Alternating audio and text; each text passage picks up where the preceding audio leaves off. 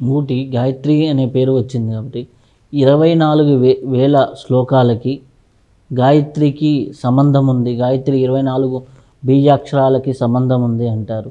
వాల్మీకి రామాయణాన్ని రచించేటప్పుడే ఒక సంకల్పం చేసుకున్నారు. గాయత్రి 3 వర్గాల వారికే పఠనీయం: బ్రాహ్మణ, క్షత్రియ, వైశ్య. శూద్రులకు లేదు అనే ఒక అపవాది ఎక్కడి నుంచి ఎట్లా పుట్టిందో తెలియదు. దాన్ని ఆ కాలంలోనే మార్చదలుచుకొని, రామాయణం అయితే అందరూ చదవచ్చు, వేదాలు నిషిద్ధం కొంతమందికి అని అన్నారు ఆ కాలంలో.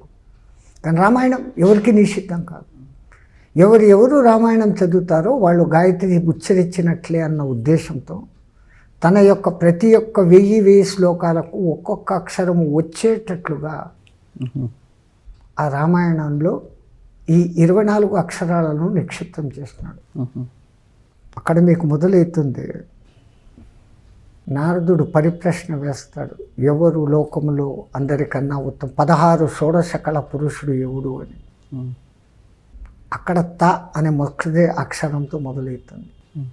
తత్ సవితర్వరేణ్యం, తత్తో మొదలవుతుంది. స అనే అక్షరం వస్తుంది. సహాయయుక్త అని మళ్ళా 10వ శ్లోకం దగ్గర తత్స, మళ్ళీ 3వ శ్లోకం విశ్వామిత్ర ఆగమనస్య అనే దాంతో మొదలవుతుంది. ఇట్లా ప్రతి ఒక్కటి 24 అక్షరాలు పెట్టుకుంటూ ఆఖరిన తత్సవితర్వరేణ్యం భర్గోదేవస్య ధీమహి ధియో యో నః ప్రచోదయాత్ అంటాం కదా. యాత్ అన్న చివరి అక్షరము 23,000 శ్లోకాలు అయిపోయి 24,000వ శ్లోకం. యావత్ రాత్రే భరతాన్ దర్శతి వాల్మీకి ఆశ్రమాన్ తత్ర దినే సీత జనన భవేత్. సీత 2 బిడ్డలను జన్మనిచ్చింది. ఏ రాత్రి అయితే భరతుడు వాల్మీకి ఆశ్రమానికి వచ్చాడో ఆ సమయంలో సీతా తల్లి కవలను జన్మనిచ్చింది అన్న శ్లోకం అక్కడ పెట్టి ఆ తర్వాత 1000 శ్లోకాలతో మిగతా కథ పూర్తి చేస్తాడు. అక్కడ తా నుంచి ఇక్కడ యా వరకు ఒక్కొక్క 1000 శ్లోకాలకు ఒక్కొక్క గాయత్రి మంత్రంలోని ఒక్కొక్క అక్షరం వస్తుంది. అదే ఆ మహానుభావుడు చేసిన విశేషత. ఇంకో విధంగా చూస్తే రాముణ్ణి ఆ విధంగా తీర్చిదిద్దేదానికి ఈ శ్రీమాతలు చేసిన త్యాగాలు, శాపాలు పొంది ఆనందించిన వాళ్ళ చరిత్రలు, వరాలను మిస్యూజ్ చేసుకున్న వాళ్ళ చరిత్రలు అనేక విధాలుగా ఉంటుంది రామాయణం. ఏ దృష్టితో చూస్తే ఆ దృష్టి. రాముల వారి జననానికి ముందు ఇంకా నాకు సంతానం కలగలేదు అనుకుంటూ దశరథ మహారాజు తన మనస్సు మళ్లించుకునేదానికి ఒకసారి వేటకు పోయినప్పుడు ఎక్కడో ఒక చోట ఒక జింక నీళ్లు తాగుతుంది అన్న శబ్దం ఈయనకు వినపడుతుంది. ఈయనకు శబ్దవేది విద్య తెలుసు. ఆ శబ్దవేది విద్యను అనుసరించి ఆ బాణం వేసేస్తాడు. శ్రవణకుమారుడు అనే ఋషి తన తండ్రిదండ్రులకు గుడ్డివాళ్ళైన వాళ్ళకి సేవ చేస్తూ తీసుకొని వెళుతూ తల్లిదండ్రులు అలసిపోయి నాయన మాకు నీళ్లు దప్పికైతుంది అంటే వాళ్ళను ఒక చెట్టు కింద పెట్టి నీళ్లు తెచ్చేదానికి ఆ కుండం దగ్గర దిగి తన దగ్గర ఉన్న పాత్రను ముంచుతున్నప్పుడు ఆ గుడగుడ అని వచ్చిన శబ్దాన్ని ఈయన జింక అనుకొని బాణం వేయడంతో ఆ శ్రవణకుమారుడికి తగులుతుంది. చచ్చే స్థితిలో కూడా ఆ మాతృ సేవా తత్పరుడైన ఆ మహానుభావుడు, రాజా నీ బాణం నాకు తగిలింది, నేను చచ్చిపోతాను, నా తల్లిదండ్రులు అక్కడ దప్పికతో ఉన్నారు, వెళ్ళి తీసుకొని నీళ్ళు ఇచ్చిరా అని చెప్పి చనిపోయినటువంటి సంస్కృతి మనది. మాతృపితృ సేవకు సంకేతం. మూలంలోకి పోతే ఇట్లాంటి విషయాలన్నీ బయటపడతాయి. ఆయన పోయాడు, వాళ్ళకు నీళ్ళు ఇచ్చాడు. అడుగుల చెప్తాం ఈ నయ్యం మా కొడుకులాగా లేదే, గుడ్డివాళ్ళైనా రాజు భారీగా ఉంటాడు. ఆ అడుగుల శబ్దం తేడాను గమనించి ఎవరు నువ్వు, మా కొడుకు ఎక్కడా అంటాడు. ఈ పాపాత్ముని చేతిలో మీ కొడుకు చనిపోయినాడయ్యా అంటాడు. వాళ్ళు గుండె పగిలి చనిపోయేటట్లు మేము పుత్రశోకంతో ఎలాగైతే మరణిస్తున్నామో నువ్వు అలాగే మరణించేద్దావు గాక అంటే ఈయన ధన్యోస్మి స్వామి అంటాడు. అంతటి శాపం ఇస్తే వాళ్ళు ఆ చనిపోయే చివరి క్షణంలో అడుగుతారు, ఇది ఎక్కడ విచిత్రమయ్యా, నీకు పుత్ర సంతానం పుత్రులు పోయి దుర్యోగమై సస్తావు, ఏడ్చి సస్తావు అని నేనంటే నువ్వు ధన్యోస్మి అంటావు ఎందుకు అంటే నాకు ఇంతవరకు పుత్రులు కలగలేదు, చెయ్యని యజ్ఞాలు లేదు, ఎంతోమందిని కళ్యాణం చేసుకున్న 3 పట్టపురాణులు ఉన్నారు. సంతానం లేదు స్వామి, నీ ఈ శాప కారణంగా అయినా కనీసం నాకు సంతానం కలుగుతుంది. That is the greatness. శాపము పొంది ఆనందించిన శాపాన్ని వరంగా మార్చుకున్నారు. వరంగా ఆనందించిన వాడు దశరథుడు. దాంట్లో మందర పాత్ర ప్రధానం, కైకేయి పాత్ర ప్రధానం. ఈ మందర పూర్వజన్మలో అంట ఒక ఆడు జింక, దానికి ఒక ఆడు జింక జన్మ కలిగింది. ఒక మగ జింకనిచ్చి పెళ్లి చేసిందంట. ఈ కేక మహారాజు అంటే కైకేయి వాళ్ళ తండ్రి గారు, ఆయన వేటకు వచ్చినప్పుడు బలిష్టంగా ఉన్నటువంటి ఈ మగ జింకకు గురి పెడతాడు బాణాన్ని. అప్పుడు ఈ మందర అనబడే ఆ జింక, ఆడ జింక వచ్చి, అయ్యా నా కూతురికి కొత్తగా పెళ్లి చేసినాను, నువ్వు ఆడిని చంపేస్తే నా కూతురు విధవ అవుతుంది, మంచిది కాదు, కావాలంటే నీ వేటాభిలాష తీర్చుకోవాలంటే నన్ను చంపు అని. ముసలి జింక నిర్ణయం ఏంటి అనేసి దానిపైన బాణం వేసి ఆమె కళ్ళెదురుగానే చంపేస్తుంది. ఆమె బాధపడి, నా కూతుర్ని విధవం చేసావా, నీ కూతుర్ను కూడా నేను ఏదో ఒక దినం విధవం చేస్తాను అన్న ఒక్క సంకల్పం పెట్టుకొని చనిపోతుంది. ఇదే కైకేయి రాజ్యంలో మందరగా పుడుతుంది. ఉన్నో పెళ్లి చేసుకుంటుంది. ఆమెకు మళ్ళీ ఒక కూతురు పుడుతుంది. ఆ కూతురుకు పెళ్లి చేస్తుంది. మెల్లమెల్లగా రాజు ప్రాకారం సంపాదించి కైకేయికి ఇష్ట సఖిగా మారుతుంది.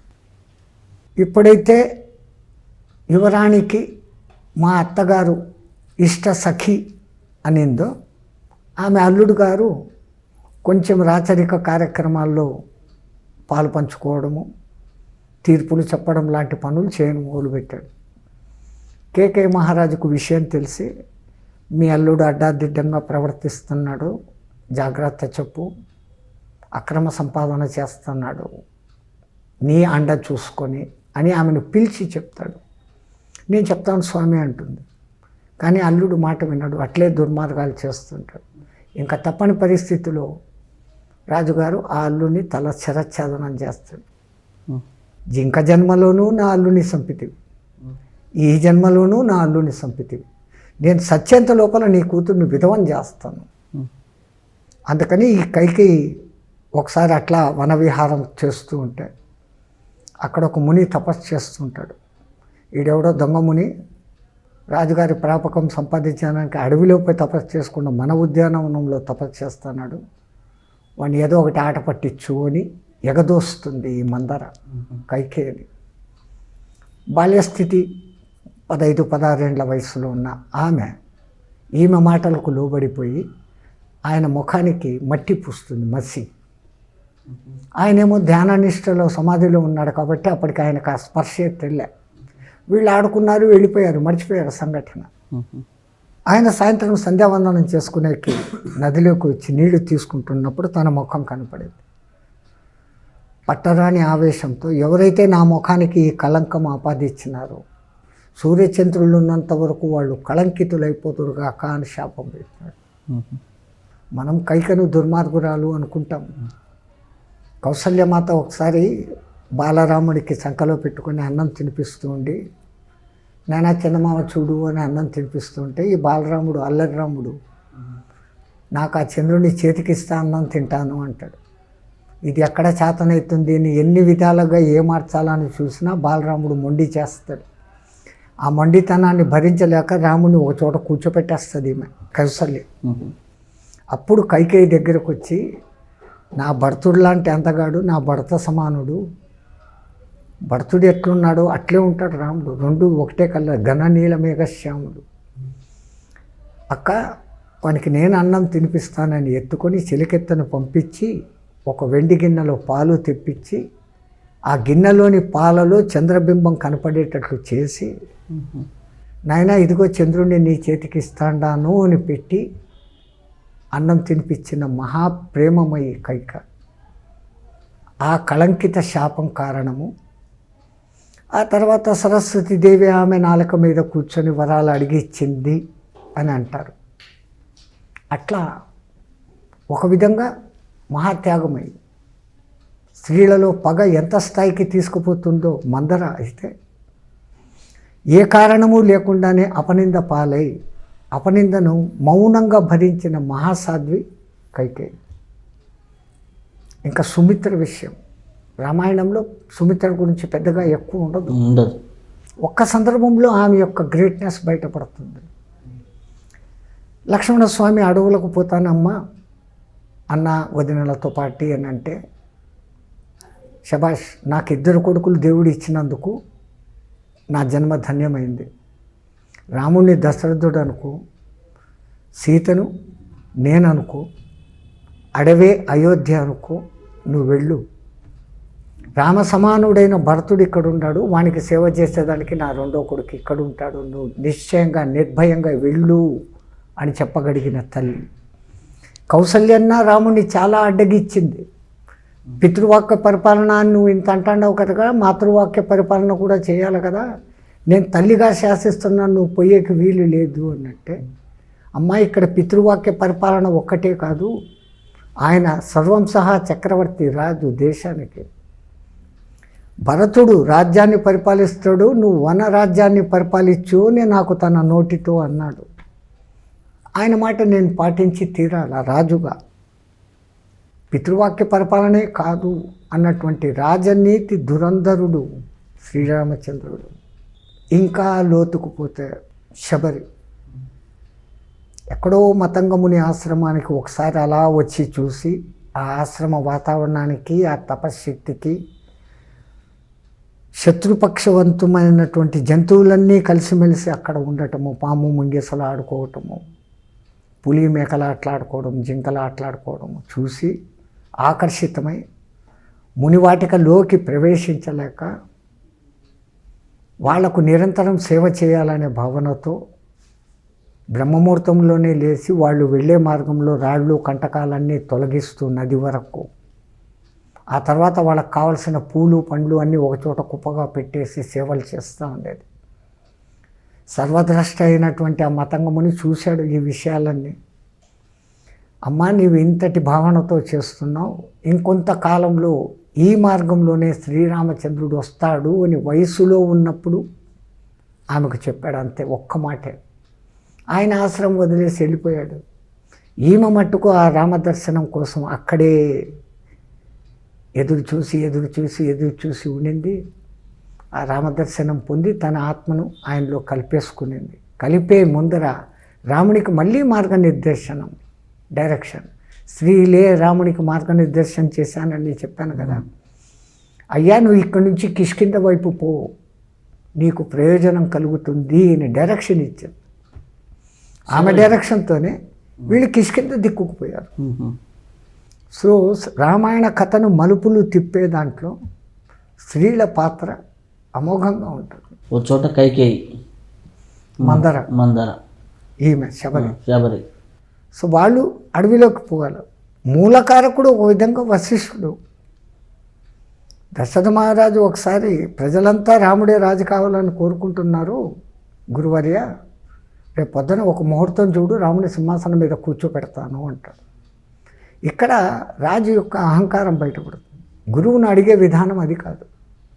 అయ్యా గురుదేవులు, శ్రీరామచంద్రుని సింహాసన పట్టాభిషిక్తుని చేసేదానికి ఒక మంచి సుముహూర్తం మీరు చూస్తే, ఆ ముహూర్తానికి రాముడిని నేను పట్టాభిషిక్తుని చేస్తాను అని వినయంగా అడగడం వదిలి ఒక కమాండింగ్గా అడిగినాడు. ఎప్పుడు అడగని వాడు ఇట్లా అడిగాడు అంటే అని ఒక్క నిమిషం ఆయన కళ్ళు మూసుకున్నాడు. ఓహో, నేనంటూ ముహూర్తం పెడితే ఆ ముహూర్తంతో ముహూర్త బలం కారణంగా శ్రీరామచంద్రుడు సింహాసనానికే అతుక్కుపోతాడు. రావణ వధ జరగదు. రావణ దర్శనాభిలాషులై అరణ్యంలో ఎంతోమంది ఉన్నారు, వాళ్ళందరికీ రామదర్శనం జరగదు, ఎంతోమందికి మోక్షం కలగదు. కాబట్టి ఆయన మాట తప్పించేసి, నేను ముహూర్తం చూడడం ఏందయ్యా, రాముడిని ఇప్పుడు నువ్వు సింహాసనం మీద కూర్చోబెడితే అదే సుముహూర్తం పెట్టే అన్నాడు. జరగలేదు. అదే రామచంద్రుల వారు జయించి రావణాసుర సంహారం చేసి అయోధ్యలో కాలు పెట్టినప్పుడు భరతుడు వెంటనే అక్కడ సింహాసనం మీద ఉన్న పాదకులు పక్కకు తీసేసి దులిపి శుభ్రం చేసి, అన్నా సింహాసనం మీద కూర్చోనంటే వశిష్ఠుడు వచ్చి అడ్డపడతాడు. అదెట్లా, ముహూర్తం లేకుండా ఎట్లా కూర్చుంటాడు? ఆ జటావల్కలాలన్నీ తీయాలా, శుద్ధి కావాలా, బ్రహ్మహత్యా పాతకానికి ఉపచర్యలు చేసుకోవాలా, 3 దినాల తర్వాత అద్భుత ముహూర్తం ఉంది అప్పుడు కూర్చోబెడతాను అంటాడు. ఆ విధంగానే కూర్చోబెట్టబట్టి రామచంద్రుల వారు 11,000 సంవత్సరాలు అద్భుతమైన రాజ్యం చేసి ఈ రోజుకు మన నోటిలో ఎవరైనా బాగా పరిపాలన చేస్తుంటే రామరాజ్యంగా ఉందిరా అది అంటాం. అంటే రాముడు 11,000 సంవత్సరాలు పరిపాలన చేశాడు. ఆ యుగ ధర్మంలో ఆ కాల ప్రమాణాలు వేరే. ఈ కాలానికి చూసుకొని రాముడు ఒక తప్పు చేశాడు, శంబరాసురుణ్ణి చంపాడు, సంబరుణ్ణి చంపాడు, తపస్సు చేసుకుంటున్న శూద్రుణ్ణి అంటాడు. అది ఆ యుగ ధర్మం. చతుర్థ జాతి వాళ్ళు తపస్సు చేసుకునే అర్హం లేదు అనేది ఆ కాలంలో ఉన్న నియమం. ఇప్పుడు మనం ఎంతసేపు కూడా ఏం దీంట్లో ఉన్నాం, మనుశాస్త్రం అంటున్నాం. కలియుగంలో పాటించాల్సింది పరాశర సంహిత, పరాశర శాస్త్రాన్ని. దాన్ని ఎవడు పెట్టడు. ఆ మనువు స్త్రీలు స్త్రీ స్వాతంత్రం అనహంసి అని లేనిపోయిన దిక్కుమాలిన పోరాటాలు అయితే చేస్తారు. యుగ ధర్మాలు ఇదేది, ఏ ధర్మాల్లో ఈ రాజులు ఎట్లుండాలా, ప్రజలు ఎట్లుండాలా, ఎవరు ఏం చేయాలా అనేది ఒక నియమాలు. దాన్ని ఈ కాలానికి అన్వయించుకొని రాముడు తప్పు చేసినాడు అనే మూర్ఖపు మాట చెప్తే అంటే రాజ్యాంగం లాగా ప్రజెంట్ ఎట్లా ఇప్పుడు మీది రాజ్యాంగం అంటారు. రాజ్యాంగ విరుద్ధంగా ఎవడూ పోయట్లేదు. అప్పుడు ఒక రాజు ఎట్లా పరిపాలించనేది ఆ యుగ ధర్మంలో వాళ్ళు కొన్ని నియమాలు పెట్టారు. ఆ తర్వాత త్రేతాయుగమైన ద్వాపర యుగం, సత్యయుగంలో ఏ రూల్స్ లేదు, అందరూ నీతిమంతులే. ఏ కొద్ది మందో దుర్మార్గులు ఉంటే చంపేదానికి పైనుంచి వస్తాడు, చేసేస్తాడు. రూల్స్ ఏర్పడినాయి త్రేతాయుగంలో, ద్వాపర యుగంలో, కలియుగంలో. ఆ రూల్స్ ప్రకారమే అది నడిచినప్పుడు బాగుంటుంది. ఇంకా రామచంద్రుడికి ముఖ్యంగా 3 మంత్రాలు అందరూ ఎప్పుడూ తలుచుకునేది: రామాయ రామభద్రాయ రామచంద్రాయ వేదసే రఘునాథనాథాయ సీతయా పతయే నమః. ఆపదాపమహర్తారం దాతారం సర్వసంపదాం లోకాభిరామం శ్రీరామం భూయో భూయో నమామ్యహం. శ్రీరామ రామ రామేతి రమే రామే మనోరమే సహస్రనామ తత్తుల్యం శ్రీరామనామ వరాననే.